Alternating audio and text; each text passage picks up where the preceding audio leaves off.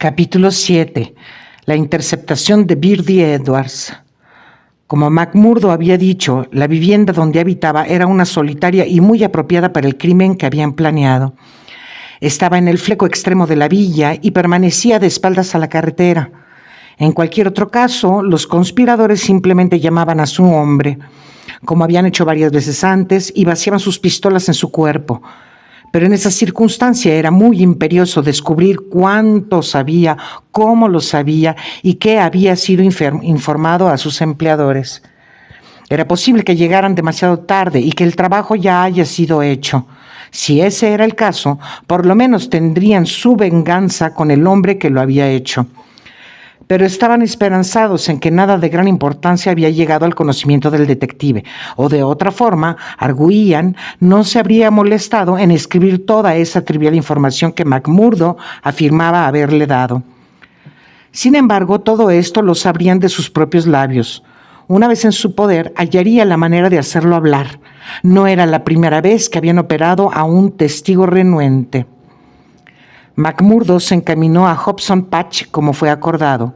La policía parecía haber tomado un particular interés en él esa mañana, y el capitán Marvin, aquel que había mencionado su viejo conocimiento mutuo con él en Chicago, le dirigió una palabra mientras esperaba en la estación. McMurdo se despidió de él y se rehusó a hablar con él. Estaba de vuelta de su misión en la tarde y se encontró con McGinty en la Union House. «Él está viniendo», declaró. «Bien», opinó McGinty. El gigante, con su camisa con mangas, con cadenas y sellos fulgurando a través de su amplio chaleco y un diamante destellando por los lados de su erizada barba, la bebida y la política habían hecho al jefe un hombre tan rico como poderoso. Lo más terrible, por lo tanto, parecía ser esa visión de la prisión o la horca que se le habían aparecido la noche anterior. «¿Presumes que sepa bastante?», formuló ansiosamente. McMurdo sacudió su cabeza sobriamente. «He estado aquí algún tiempo, 6 semanas por lo menos. Creo que no vino a estas partes para ver el panorama. Si ha estado trabajando entre nosotros ese tiempo con el dinero de las compañías ferrocarrileras a sus espaldas, supongo que ha obtenido resultados y que se los ha enviado». «No hay ni un hombre débil en la logia», vociferó McGinty, «leales como el acero, todos ellos, y aún así, por el Señor, está ese canalla Morris. ¿Qué hay sobre él? Si algún hombre nos delata, sería él. He pensado en enviar un par de los muchachos antes de la noche para darle una paliza y ver qué le pueden sacar».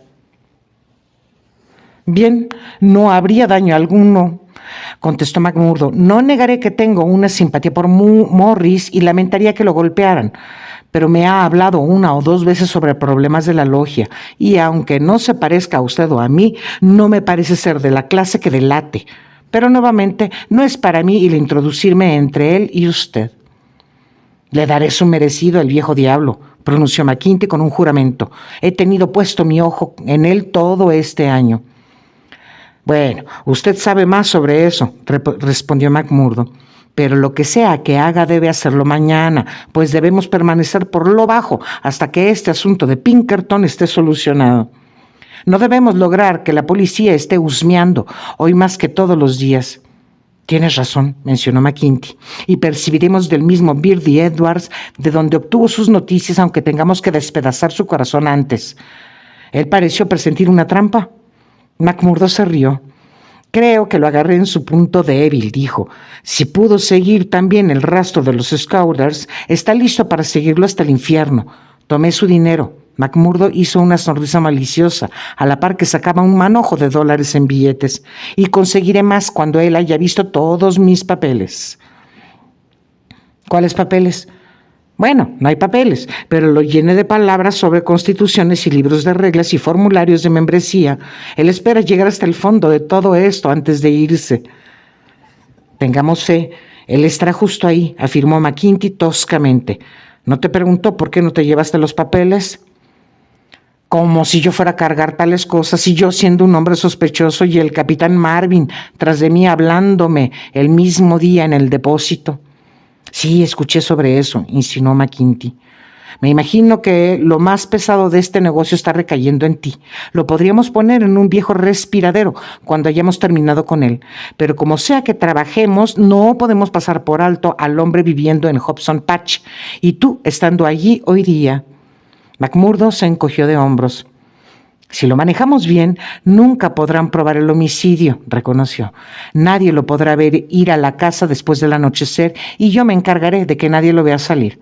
Ahora vea, concejal, le enseñaré mi plan y le pediré que meta a los demás en esto. Todos vendrán en el tiempo correcto. Muy bien, él llega a las 10, golpeará 3 veces la puerta y yo se la abriré. Entonces me pondré detrás de él y la cerraré. Será nuestro hombre entonces. Está todo fácil y simple. Sí, pero el siguiente paso requiere consideración. Es un difícil blanco, está fuertemente armado. He jugado con él apropiadamente y parece estar bien en guardia. Suponga que lo meto dentro de un cuarto con 7 hombres en él cuando esperaba hallarme solo. Va a haber un tiroteo y alguien quedará herido. Así es. Y el ruido traerá a todos los malditos policías del municipio al lugar. Creo que está en lo correcto. Así es como obraré. Todos ustedes estarán en el gran aposento, el mismo que vio cuando tuvo una conversación conmigo. Le abriré la puerta, lo conduciré por el salón más allá de la puerta y lo dejaré ahí a la par que busco los papeles. Eso me dará la ocasión de decirle cómo están yendo las cosas. Entonces regresaré con él con algunos papeles falsificados. Mientras esté leyendo, saltaré sobre él y sujetaré el brazo con el que agarraría su pistola. Me oirán llamarlos y ustedes se apresurarán dentro. Lo más rápido mejor, pues es un hombre tan fuerte como yo y puede ser que yo tenga más de lo que pueda contener. Pero les garantizo que lo detendré hasta que hayan llegado. Es un buen plan, enunció McGinty. La logia le estará en deuda después de esto. Creo que cuando me mueva de esta presidencia ya podré poner el nombre del hombre que viene después de mí. Seguro, concejal, soy poco más que un recluta, aseguró McMurdo, pero su semblante demostraba lo que pensaba del cumplido del gran hombre. Cuando hubo retornado a su hogar, hizo sus propias preparaciones para la dura noche que estaba ante él. Primero se aseó, aceitó y cargó su revólver Smith & Wesson. Luego examinó la estancia en la que el detective iba a ser atrapado. Era un extenso apartamento, con una larga mesa en el centro y la gran estufa a un lado. A cada uno de los demás flancos había ventanas. No había postigos en esas, solo delgadas cortinas que les cubrían a través. McMurdo las inspeccionó atentamente. Sin duda le debe haber impactado que el cuarto sea muy expuesto para una reunión tan secreta. Aún así, su distancia de la carretera la hacía de menos consecuencias. Finalmente discutió el problema con su amigo inquilino, Scanlan. Aunque era un scouter, era un inofensivo hombrecito que era demasiado débil para estar en contra de la opinión de sus camaradas, sino que estaba discretamente horrorizado por los actos sangrientos a los que ciertas veces había sido forzado a asistir. McMurdo le contó escasamente lo que pretendía hacer. «¿Y si yo fuera tú, Mike Scanlan? Me pasaría la noche fuera para salir de esto. Habrá un trabajo sangriento aquí antes de la mañana». «Bueno, así será, Mac», respondió Scanlan. «No es la voluntad, sino los nervios lo que me estremecen. Cuando vi al gerente Don morir en aquellas gulleras, fue más de lo que pude resistir. No estoy hecho para esto, no como tú o McGinty. Si la logia pensara lo peor de mí, únicamente haría como me aconsejaste y los dejaría a ustedes esta noche». Los hombres vinieron a buen tiempo como planearon. Eran aparentemente ciudadanos respetables, bien vestidos y limpios, pero un juez de rostros había leído muy poca esperanza para Birdie Edwards en esas tiesas bocas y crueles ojos.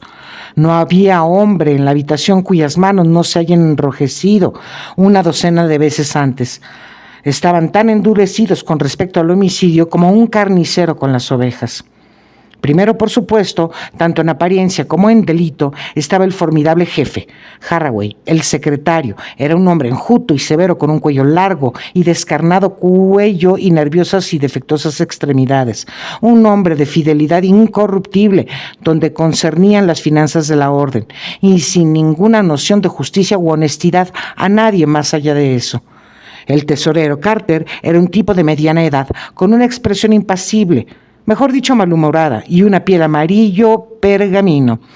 Era un organizador capaz y los propios detalles de casi todas las barbaries habían salido de su cerebro conspirador. Los dos Willoughby eran hombres de acción, muchachos altos y delgados con talantes determinados, a la vez que su compañía, el tigre Cormac, un fuerte y atezado joven, era temido incluso por sus propios camaradas por la ferocidad de su disposición. Estos eran los hombres que se reunieron aquella noche bajo el techo de McMurdo para matar al detective Pinkerton. Su anfitrión había colocado whisky sobre la mesa y se habían apresurado a prepararse para el oficio que tenían por delante. Baldwin y Cormac ya estaban medio borrachos y el licor había sacado toda su violencia.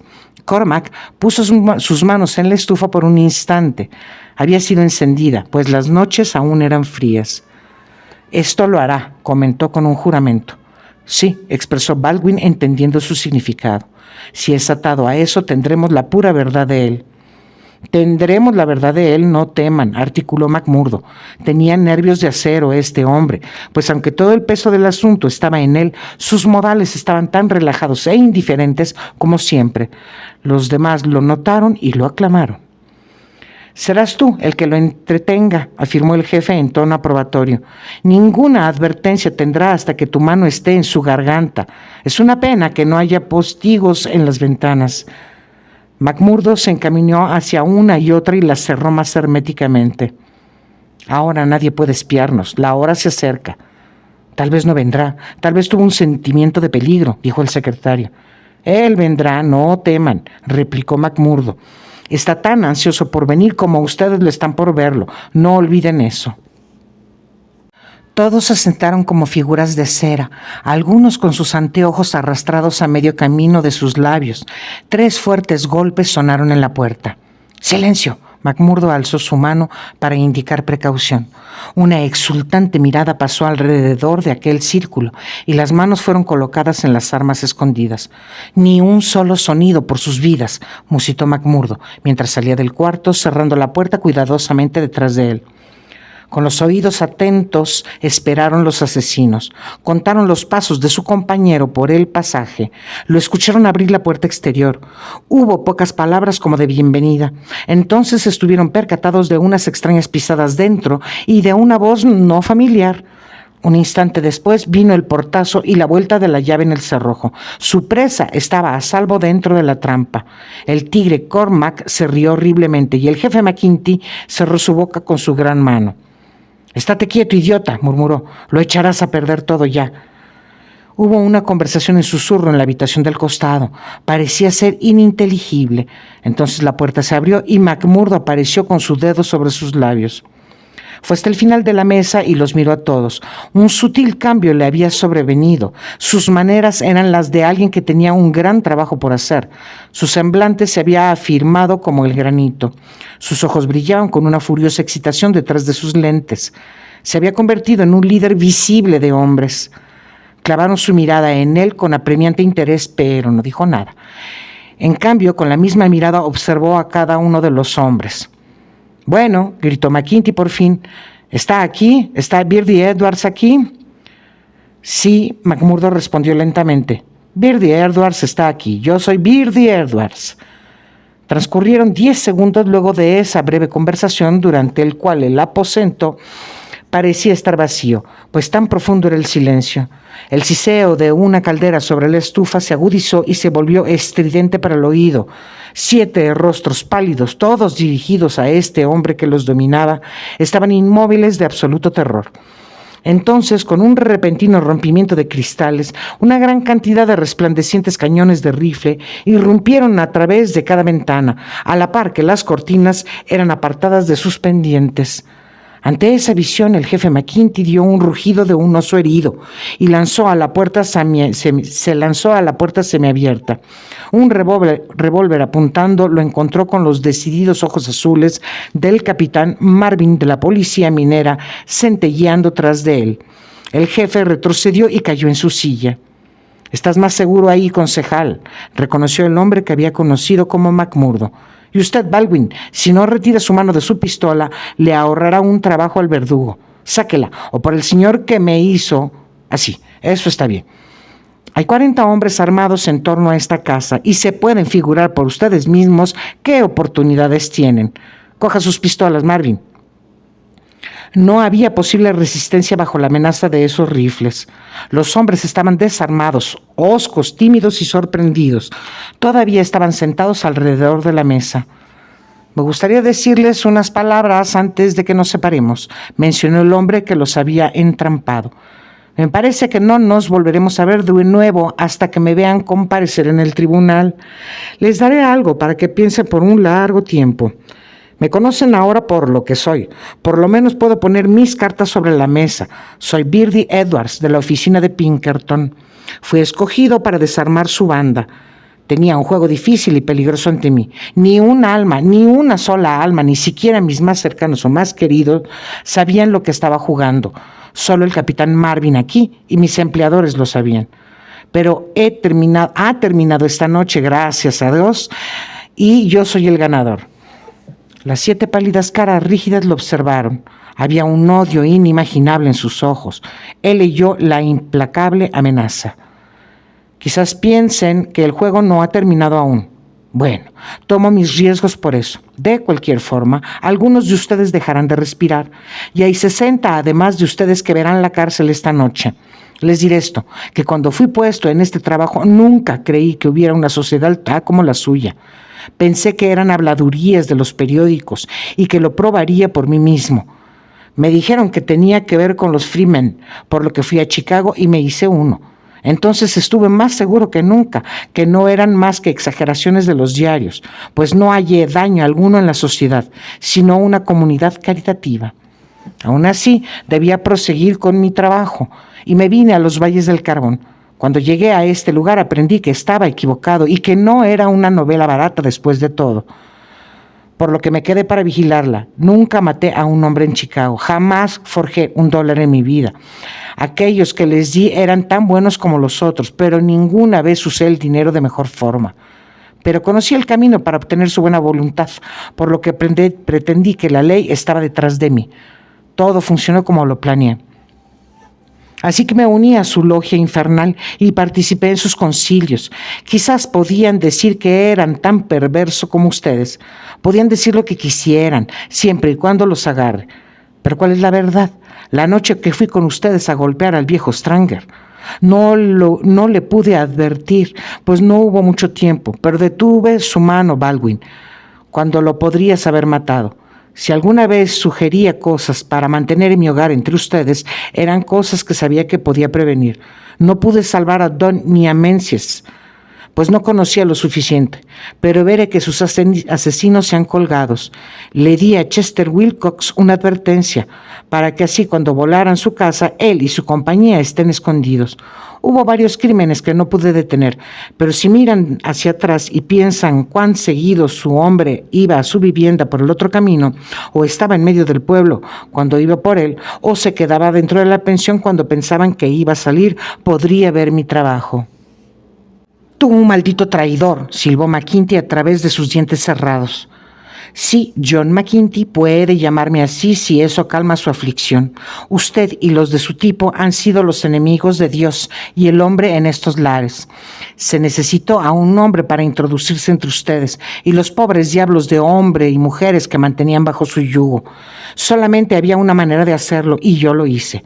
Ustedes me llamarán traidor, pero creo que hay miles que me denominarán un libertador que se fue hasta el mismo infierno para salvarlo. He aguantado 3 meses de esto. No pasaría otros 3 meses así nuevamente, aunque me soltaran el erario de Washington por ello.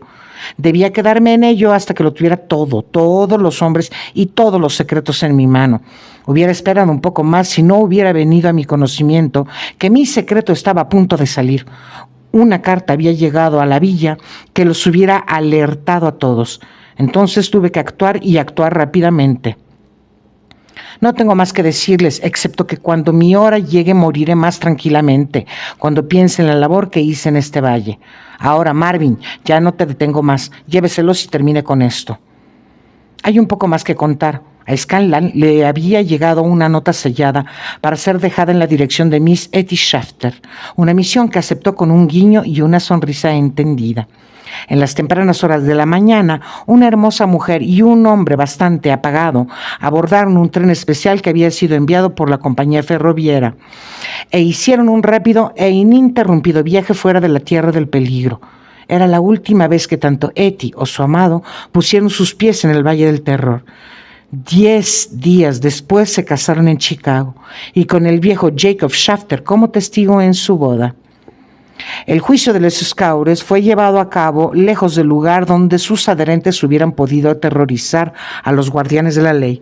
En vano se resistieron, en vano el dinero de la logia, dinero exprimido por medio de chantajes a todos los habitantes del campo, fue derrochado como agua en el intento para salvarlos. Esa fría, clara, desalmada declaración de alguien que conocía cada detalle de sus vidas, su organización y sus crímenes, fue firme ante todas las tretas de sus defensores. Por fin, tras muchos años, fueron deshechos y esparcidos. La nube fue levantada para siempre del valle. McGinty encontró su suerte sobre el cadalso, arrastrándose y gimiendo cuando su última hora llegó.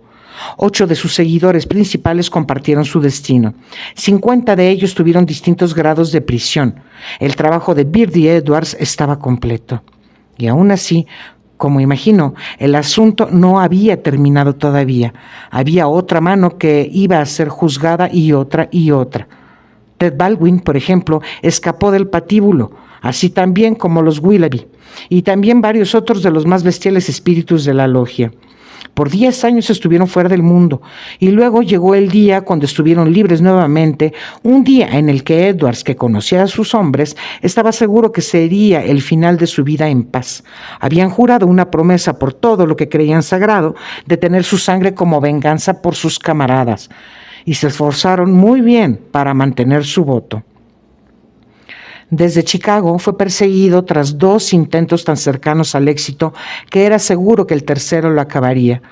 De Chicago fue con un nombre cambiado a California, y fue ahí cuando la luz se desvaneció por un tiempo de su vida, cuando Etty Edwards falleció. De nuevo fue casi asesinado y nuevamente bajo el nombre de Douglas trabajó en un solitario cañón donde con un compañero inglés llamado Barker amasó una fortuna. Por lo menos le llegó un aviso que sus sabuesos estaban bajo su pista una vez más y se marchó, justo a tiempo, a Inglaterra. Y de ahí vino el John Douglas, que por segunda vez se casó con una valiosa esposa y vivió por 5 años como un caballero del condado de Sussex, una vida que acabó con los extraños sucesos que hemos escuchado. Epílogo. El juicio de la policía aconteció en el cual el caso de John Douglas fue referido a una corte superior. Así hicieron las sesiones trimestrales, en las cuales fue absuelto por haber actuado en defensa propia. «Lléveselo de Inglaterra a cualquier costo», escribió Holmes a la cónyuge. «Hay fuerzas aquí que pueden ser más peligrosas que aquellas de las que ha escapado. No hay seguridad para su marido en Inglaterra». 2 meses habían pasado y la cuestión ya se había disipado de nuestras mentes. Entonces, una mañana vino una nota enigmática que se había deslizado en nuestro buzón. «Válgame Dios, Mr. Holmes, válgame Dios», decía la singular epístola. No había ni sobrescrito ni firma. Yo me reí con el extraño mensaje, pero Holmes demostró una seriedad inusitada. «Una diablura, Watson», remarcó y se sentó con una frente nublada. Tarde en la última noche, Miss Hudson, nuestra ama de llaves, trajo un mensaje que decía que un caballero deseaba ver a Holmes y que el asunto era de la más enorme importancia. Inmediatamente tras su mensajera entró Cecil Baker, nuestro amigo de la Manor House, rodeada de un foso. Su fisonomía estaba dibujada y ojerosa. «Me han dado malas noticias, terribles noticias, Mr. Holmes», dijo. «Me lo temía», indicó Holmes. «No tenía un telégrafo, ¿no es así? He recogido una nota de alguien que tiene uno. Es el pobre Douglas. Me dijeron que su nombre era Edwards, pero siempre será Jack Douglas, de Benito Cañón para mí. Le dije que comenzaron juntos un viaje a África del Sur en el Palmira hace 3 semanas. Exacto. La nave alcanzó Ciudad del Cabo anoche. Recibí este telegrama de Miss Douglas esta mañana. Jack se ha perdido a bordo de un vendaval en Santa Elena. Nadie sabe cómo ocurrió el accidente. Evie Douglas. ¡Ja! Vino de esa forma, ¿no es así?, expresó Holmes pensativamente. Bueno, no dudo de que fue bien dirigido. ¿Quiere decir que no cree que fue un accidente? Absolutamente. ¿Fue un asesinato? De hecho, así también lo pienso. Estos escaures infernales, este vengativo nido de criminales. No, mi buen señor, notó Holmes. Hay una mano maestra aquí. No es un caso de escopetas aserradas ni de incómodas pistolas de 6 cargas. Puedes reconocer a un viejo maestro por el recorrido de su pincel. Puedo nombrar un crimen de Moriarty cuando veo uno. Este crimen es de Londres, no de América. ¿Pero por qué motivo? Porque está realizado por un hombre que no puede permitirse fallar, uno cuya toda su única posición depende del hecho de que debe salir exitoso. Un gran cerebro y una enorme organización habían sido empleadas para la extinción del hombre. Es como estrujar una nuez con una máquina trituradora, un absurdo desperdicio de energía, aunque la nuez es eventualmente aplastada toda. ¿Cómo vino este hombre a tener algo que ver con esto? Solamente puedo decir que el primer mensaje que nos llegó de este asunto fue de uno de sus lugartenientes. Estos americanos estaban bien aconsejados.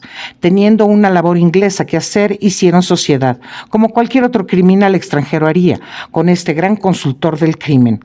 Desde ese momento el hombre estaba condenado. Al comienzo se contentaría usando su maquinaria para hallar su víctima. Tras ello, indicaría cómo el problema debería ser tratado. Finalmente, cuando leyó los reportes sobre el fracaso de su agente, sería a un lado para dar un toque magistral. Me oyó prevenir a este hombre en Birlstone Manor House que el peligro que venía era más grande que el pasado. ¿Estuve en lo correcto? Barker golpeó su cabeza con su puño cerrado en su ira impotente. No me diga que tendremos que sentarnos así bajo esto. ¿Dice usted que nadie puede llegar al nivel de este rey de los diablos? No, yo no dije eso, pronosticó Holmes, y sus ojos parecían estar observando lejos en el futuro. No dije que no puede ser vencido, pero deben darme tiempo. Todos nos sentamos en silencio por algunos minutos, mientras esos ojos funestos aún hacían un esfuerzo para traspasar aquel velo.